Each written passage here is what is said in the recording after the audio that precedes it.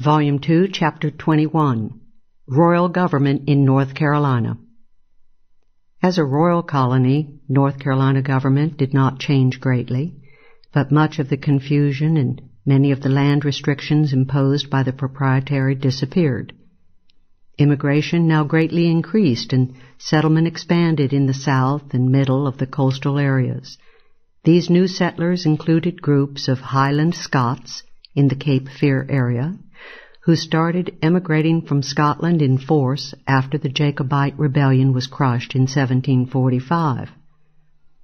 Royal Governor of North Carolina for nearly 2 decades, 1734 through 52, Gabriel Johnston soon found himself in 2 basic quarrels with the Assembly.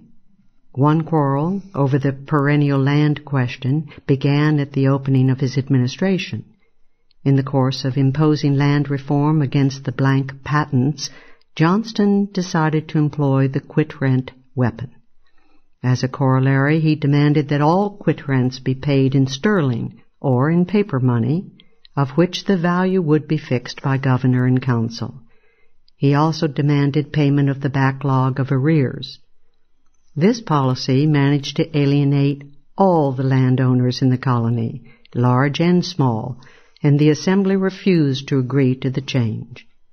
The aroused settlers of Bertie and Edgecombe districts protested to the governor that their poor estates had been honestly purchased and settled with difficulty, and that they had believed the lands were their own with the exception of a small quit-rent.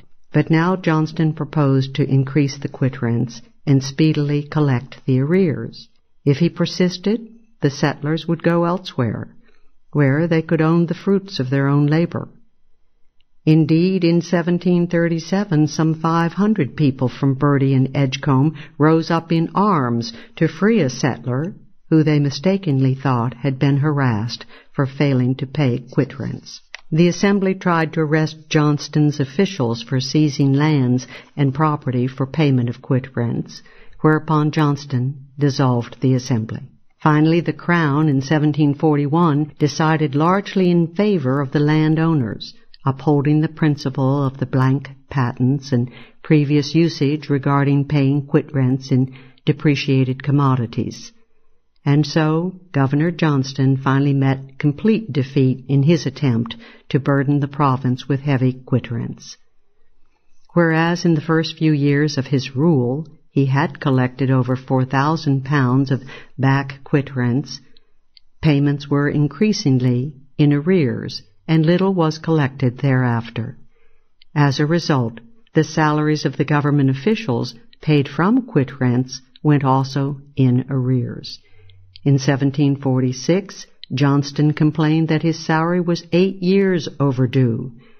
At the governor's death in 1752, arrears of his salary totaled over 13,000 pounds. The other important dispute of the Johnston administration stemmed from an inherent flaw of democracy, unequal representation as the distribution of population changes. In 1715, representation in the North Carolina Assembly was established at 4 for each county in Albemarle and 2 for each of the other counties. At that time, this allocation reflected the distribution of population in the province. But as time went on, the population expanded in the southern part of the colony, and the fixed quota became more and more inequitable. Johnston tried to rectify this condition, but at the same time moved against democratic aspects of the 1715 structure, which gave the vote to all freemen of the colony, and which provided for the election of a new assembly every 2 years. In 1735, Johnston, under royal instruction, induced the assembly to impose a freehold property requirement for voting. In addition, the Crown in 1737 disallowed the Biennial Act, leaving the governor free to call or to dissolve the Assembly at will. As part of his campaign against the Assembly and its overweighting of Albemarle representatives, Johnston moved the seat of government. haphazard as it was since public records were kept in private houses, from Edenton in the north to New Bern in the south. The geographical struggle culminated in 1746 when Johnston called an assembly to meet in the extreme south at Wilmington on the Cape Fear River. The Albemarle representatives, a majority of the assembly, boycotted the meeting, robbing it of a quorum according to the old Act of 1715, but the Rump Assembly equalized the representation to 2 members per county and established the capital at New Bern. This trick threw down a direct challenge to Albemarle, which responded by refusing to send representatives or to recognize any act of the New Bern government. Moreover, the people of Albemarle refused to pay taxes, refused to accept the new central government's money, and refused to serve as jurors or recognize the decisions of the General Court. Anyone in prison was set free by the public. The approach to anarchism was not quite complete, however, since the local county courts continued to function.